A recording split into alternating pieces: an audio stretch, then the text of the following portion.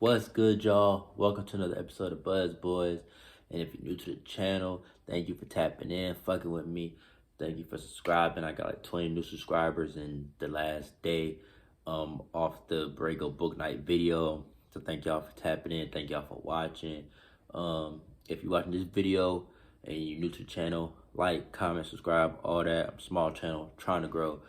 And thank y'all for all the love on the last video. It's going crazy. It's like at like 700. It's like this is like my second highest video.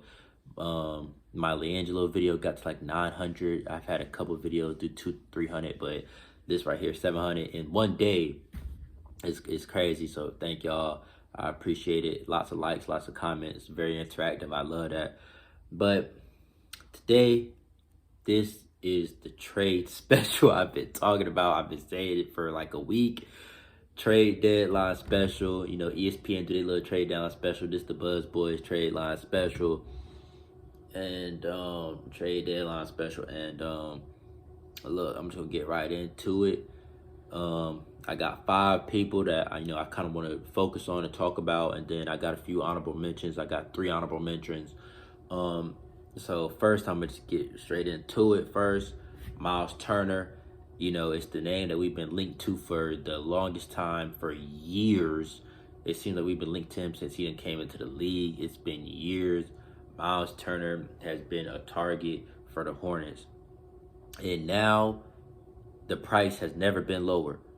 The Pacers are not necessarily competitive right now. They're going through it. They're losing games. Let's see where they're at. They're 13th in the standings right now. They're done. They're done. They're fucking like 16 games under 500. They're done. So, I don't know. I've never really been able to figure out why the Pacers are so bad, but I think it's just the 2 big men thing just doesn't work. And then one of them is always injured. Now, at this point in time, both of them are injured. Malcolm Brogdon was injured at some point. Like, they just have a talented team that gets hurt too much. I don't know. Even when they're healthy, they still seem to not be able to really get past that 10-11 seed. I don't know. Ever since Paul George left, the Pacers have just never been able to really get back to that type of prominence. Now, for me, like I'm saying, Miles Turner, it's never been lower. His price tag never been lower because the rebuild and the foot injury. And with the foot injury, it's like it doesn't need surgery. As we know right now, it doesn't need surgery. And also, I'm on my Mac because I know my desktop it gets kind of loud, like the fan in it. So it's like I don't want that in the background, so I'm trying to switch it up. Y'all comment below and like tell me if this is distracting. I like the computer because like I'm still looking at y'all, but yeah, you feel me? Let me know. But let me see.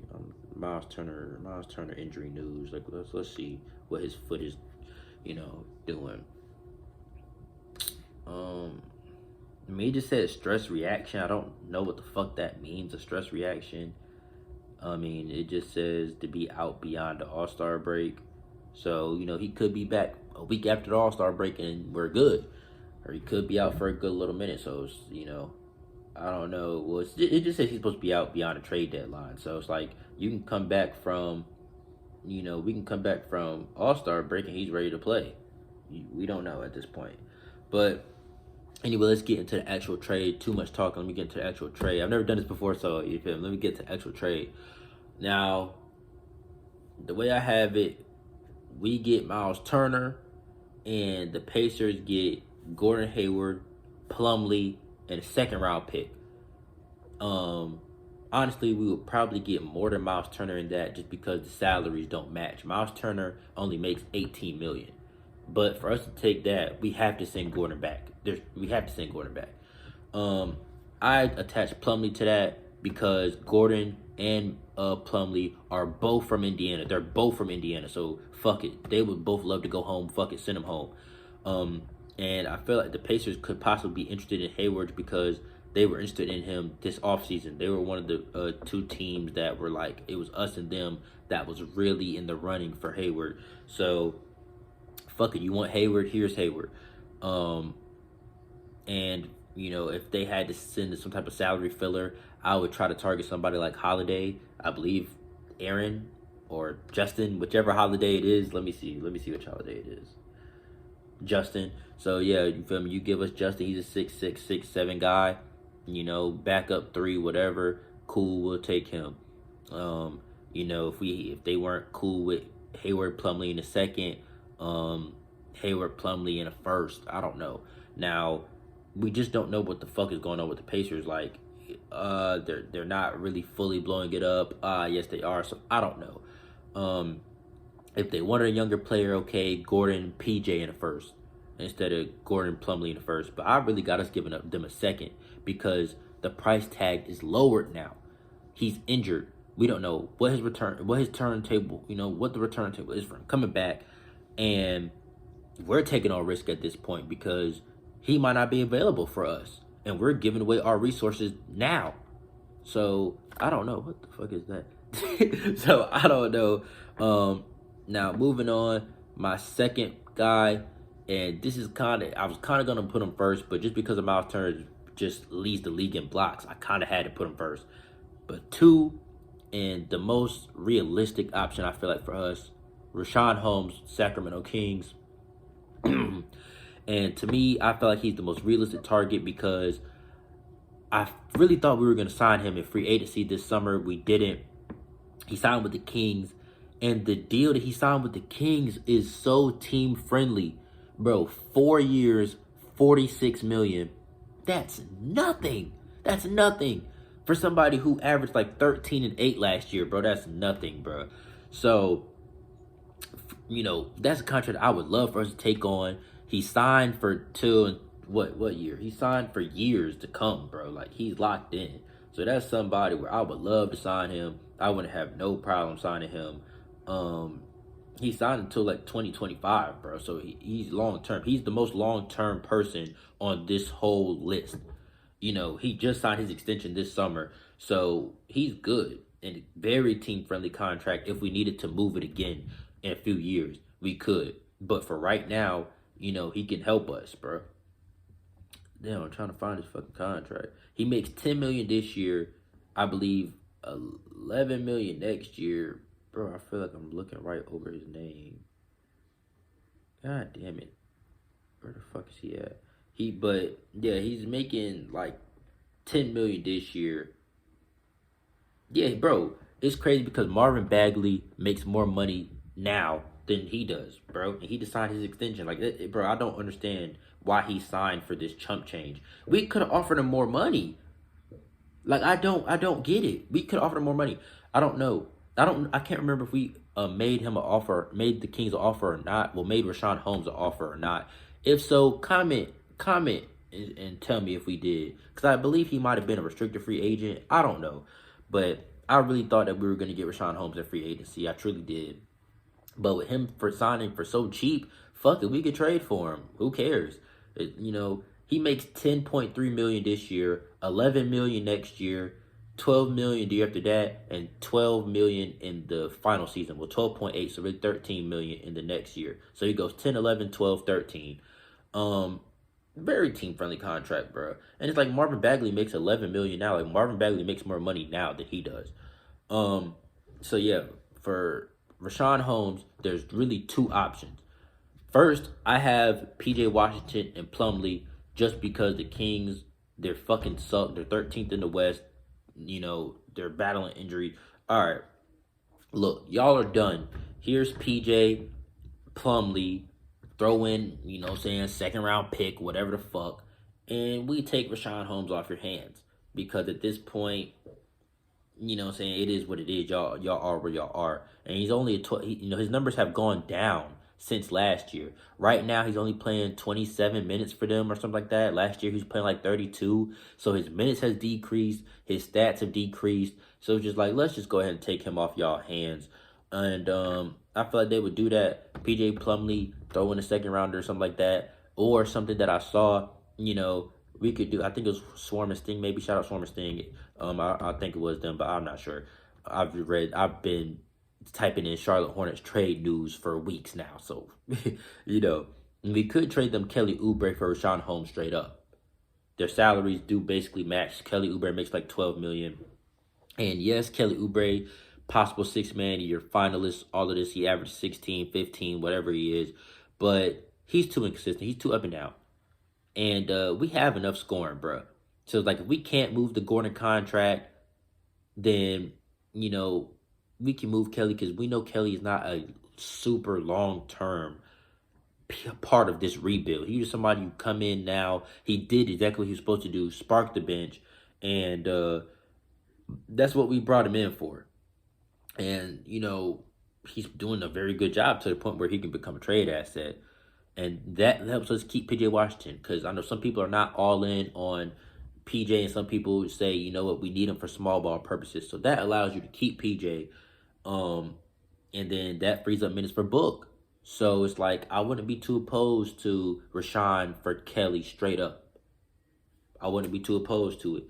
Another thing I saw was Rashad Holmes and Marvin Bagley for Oubre and PJ. And I thought about it for a long time, and I think I would do that, bro. Because you get Rashad Holmes, he's your starting center, and then it's like, if you want to play Bagley, who technically is a power forward, if you want to play Bagley, PJ, like in PJ's role, you can. And Marvin Bagley is going to be a free agent at the end of this year, so it's like, we could choose to resign him, or we could just let him walk and free up some cap space. Because like PJ, we're not going to necessarily be able to pay him next year. If we extend Miles this year, and LaMelo's extension eligible next year, and you don't want to re-sign, you don't want to try to extend LaMelo in the final year of his deal, because at that point he might just be like, let me go to restricted free agency, and at that point you're letting other teams run the tab up for you.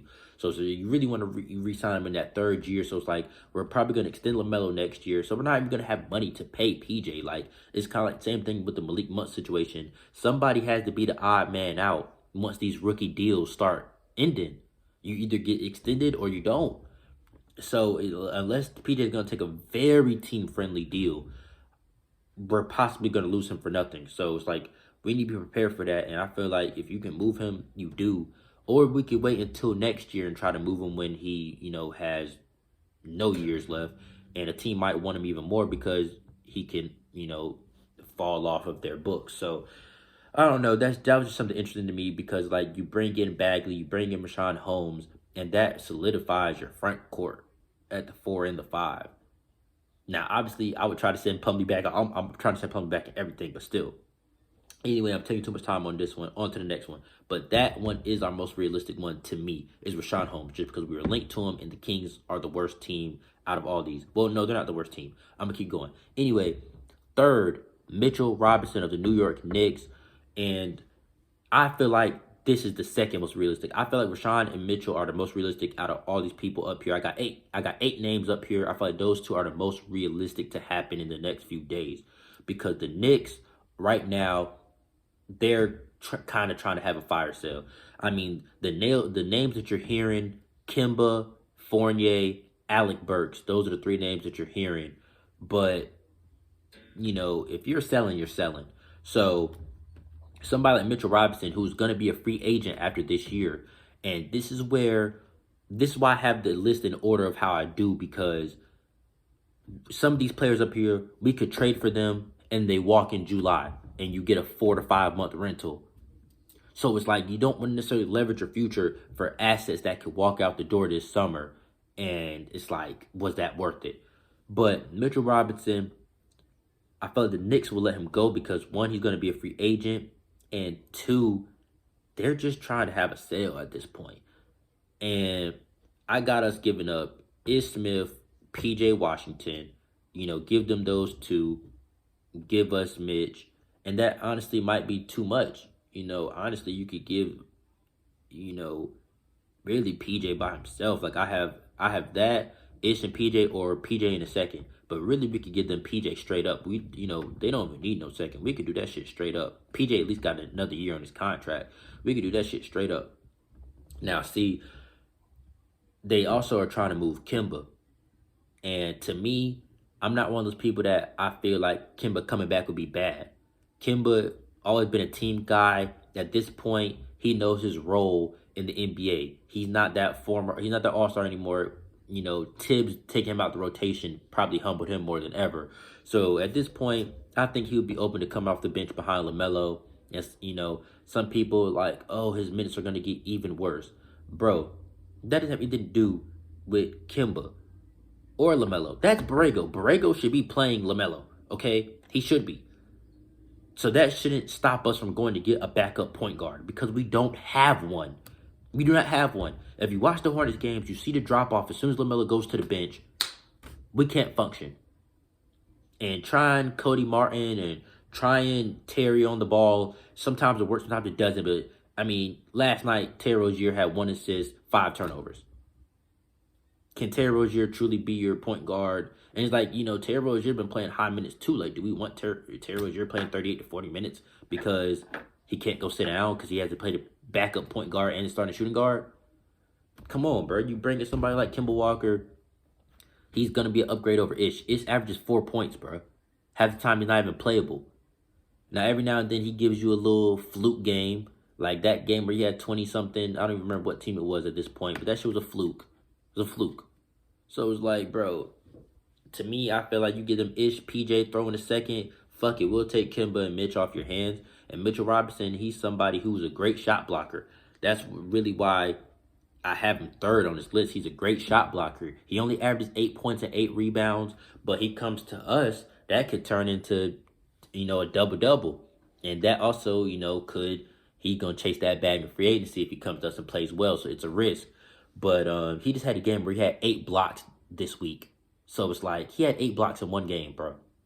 We need that. Period. But on to the next one. 4, I got Mo Bamba, somebody who also is going to be a free agent at the end of this year. And we don't know how the Magic feel about him because he was somebody who wasn't really in the rotation to start this season. Same as Bagley. He was somebody who wasn't really playing to start this season and kind of just recently started playing. But I think when we played the Magic the first time around, Mo Bamba was in street clothes and he was healthy. So, I think I don't know. I think the Magic might have made a coaching change. I don't know. But comment down below because I know Steve Clifford is not their coach anymore. But I don't think he was at the start of the season either. I think I'm getting mixed up. But I know Mo Bamba was not playing to begin this season. Very similar to Bagley. And Mo Bamba, he only makes $7 million. So, that's why I kind of got us in them Vernon Carey and some picks just because it's like, you have to make salaries match in trades. You can't trade somebody who makes, 20 for somebody who makes 7. It doesn't really work that way. You had to make the money match. So, and say what you want about Vernon Carey, bro. He showed flashes in his rookie year last year. Like, he is still young. Don't forget, Vernon Carey is 20 years old. He's 20. So it's like, don't get it confused, throw them Vern and a couple picks and hopefully that's enough to get it done just because he's going to be a free agent this year. And with the way he's getting treated on the Magic, plus the Magic are the worst team in the NBA, you think he's really going to re-sign? So the Magic might consider that. And now it's also the same thing with Mitchell Robinson to where it's like it could be a rental. That's why it's like I'm giving up Vern and some picks because I don't give a fuck if we lose him. Even though to me, I feel like Vern is better than Nick Richards and he should have gotten his chance last year and the beginning of this year. So there's that. Moving on, we got Christian Wood. I would have had him higher, but I kind of feel like he's going to be the most on this list to acquire. Maybe Miles Turner, but Christian Wood is going to take picks. The Rockets suck. They want picks. So, that's kind of where we leverage our future the most in this. And that's why I have him where I have him. Also, he might not be good for the locker room.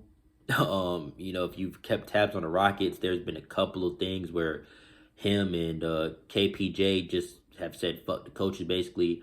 Around last month maybe, or a few weeks ago, Kevin Porter Jr., they were getting stumped out at halftime. The coach went after Kevin Porter Jr. and Christian Wood, said y'all need to play better. Kevin Porter Jr. left. He left the arena. He went home at halftime. He left mid-game.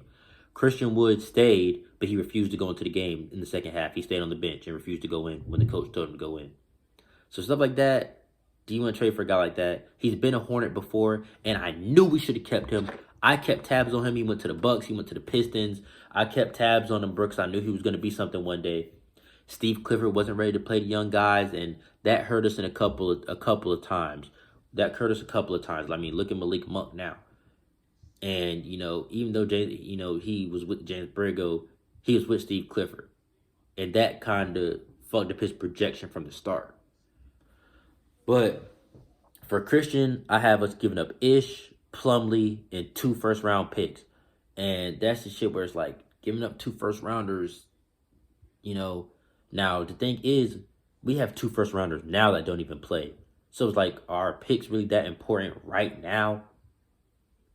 Now is kind of the time. Now is the most expendable time for first-round picks in our franchise history. Like, right now, we have picks that's not even playing. So, imagine next year.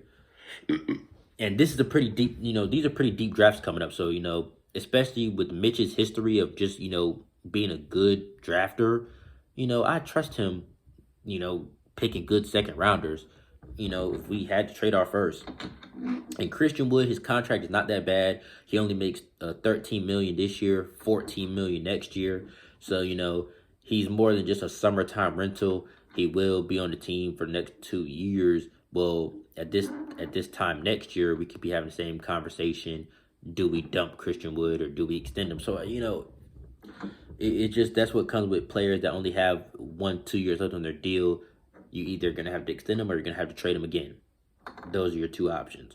So we'll see. That's why I have him 5th. I was kind of debating on where to put him and this next guy who's our first honorable mention, Nurkic. He is $12 million as well. He makes $12 million, and the Trailblazers suck.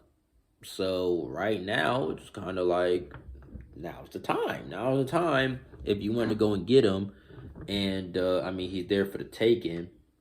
And I thought I had the stats pulled up. I know he averages like 13 or something like that. He's not the greatest shot blocker in the world, but he's better than what we have. Like, and some of these players, they're not the most defensive players in the world, but we just need an upgrade, bro. It doesn't matter. Like, Plumley doesn't give you double-digit points, double-digit rebounds. The past few games he has had double-digit rebounds, but, bro, he is a complete liability on offense. So it's like, at this point, it doesn't even fucking matter. At this point, it doesn't even fucking matter what their strengths are. Just the fact that they're better than Plumley is what matters. We can work with anything else. Seriously. So, for Nurkic, bro, that's something where I was struggling to kind of figure out what to give them because it's like, where are the Trailblazers? The Trailblazers suck, but in their head, they're competitive. They're 10th in the East right now, so I guess you could say that. 10th in the West, so I guess you could say that's still competitive. But it's like, everybody knows the Trailblazers ain't going nowhere, except for the Trailblazers. They still think they're going somewhere. So I don't know if they will want young players or if they will want win-now players. But, shit. We could send their ass PJ if we had to. But really, Ish and fucking Plumlee reliable. Ish and Plumlee reliable. Shit, give us Cody Zeller back, bro. Fuck it. But nah, for real, for Nurk, bro, it's just tricky. But yeah, Ish and Plumlee, maybe a little second. I wouldn't give him too much. He's gonna be a free agent. It's like, does he even re-sign? The Trailblazers suck. So, you kind of gotta look at it like that. Now my next honorable mention, somebody already touched on, Marvin Bagley. Just because, well, he's a 7-footer, stretch the floor, still young. If he were to re-sign him, he could grow with this core. Same thing for Bamba, young guys up here on this list. And just the fact that we haven't really seen him blossom. He didn't really get a chance. Luke Walton did not like him. So, he wasn't playing when he was and then he was hurt. He was hurt. They went through a coaching change, got Luke Walton. Luke Walton didn't like him. So it's just like he's been having to overcome adversity just to play. But now that he's gotten to the rotation, he's proven, that he can play. He's good. So go and get somebody like him who could possibly be a rental because he's a free agent. All these guys are free agents, and that's what makes them honorable mentions because they're all free agents. The next and final guy that I have up here is Montrezl Harrell. And he's an interesting person because we've tried to sign Montrezl Harrell a few times, and he just doesn't want to be in the Hornets. I don't know. We tried to sign him. He took less money to go to the Lakers. And the thing about Montrez, he's from South Carolina. I believe he's from South Carolina, but he might be from North Carolina. He's close. You know, this would be coming home for him. So he took less money to go to the Lakers. The Lakers didn't use him right. And now he's on the Wizards. The Wizards stink. They're 2-8 in their last 10. They're 4 games under 500, so they're probably done. And then he's a free agent this year. Now, think about Montrez. He only makes $9 million. So it's like, that's pretty enticing. The only thing is, you'd have to pay him. So that's the thing with all of these guys. That's why they're honorable mentions. And to get him, it was also tricky because, like, what do the Wizards want? So once again, maybe send back PJ just because you need contracts to match. I don't really know. Ish Smith has already played for the Wizards. Kelly Oubre's already played for the Wizards, so they probably don't want them. So yeah, or we can give up picks. I'm suitable to giving up picks for all these people. Like if we can keep as many players as we can, I'm cool with that. The only player I truly want to get rid of is Gordon Hayward's contract, or Plumley just because he sucks. But if we had to just give a couple teams picks, I would, especially second rounders. So this is my list. The players aren't necessarily set in stone of who we would give up. I just kind of had to brainstorm. I've never done anything like this before, mock trades really. So it just kind of me just throwing stuff out there. But yeah, to me, I feel like Rashad Holmes and Mitchell Robinson are the most realistic because their teams are the worst on this list. Their teams are the worst on this list, and they have a clear direction. So it's like, you don't need these two guys. You don't need these guys. And Mitchell Robinson is a free agent, but it's like the Knicks are dumping. The Kings are probably dumping. I'm hearing the Kings try to get some bonus. They said we're not giving up Fox. So it's like outside of Fox, nobody else is untouchable. Well, probably Halliburton. Outside of Halliburton and Fox, nobody else is probably untouchable. Maybe Davion Mitchell. I don't know. Outside their young guys, anybody can go, including Buddy Hield. So we don't know what the Kings are going to do, but we know that they're selling. They're willing to wheel and deal. So that's why I feel like Rashad Holmes is the most realistic. I don't really give a fuck what we do. We just got to do something. Plumley is just he's too bad. And at one point I was like, whoever we get, let's keep Plumley so he can play off the bench. But no, at this point, he has to go just because I don't even want him to be our backup. If we get a good starting center, we can afford to have Kai Jones or Nick Richards come off the bench and kind of develop up under them. Bro, Mason Plumlee isn't even good enough to provide a buffer for us to try to develop our younger centers. Bro, he's trash as fuck. He be getting in foul trouble. He's garbage. So it's like, if we get a better starting center, that can kind of allow us to play our younger center. So, I don't know. We'll just have to see how it plays out. The deadline is approaching. It is in 4 days. Today is the 6th, right? I believe today is the 6th. It might be the 7th. What's today? Today is the 6th. I can't fucking... Yeah, today is the 6th. The deadline is the 10th. So it's 4 days remaining. There haven't been any trades today. We'll see if that changes later on. We did see the Clippers trade and Trailblazers trade. And that's why, the Trailblazers are already making trades. So that's why they might give up Nurkic.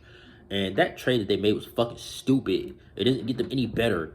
It was and the salary that they got, it wasn't even a salary move. It was just a dumb move. And this is why I'm talking about, I don't know what the Trailblazers would want, because the way that they view themselves and the way the rest of the NBA views them is different. The Trailblazers make a trade every year that does this. They move lateral. They don't go up and down.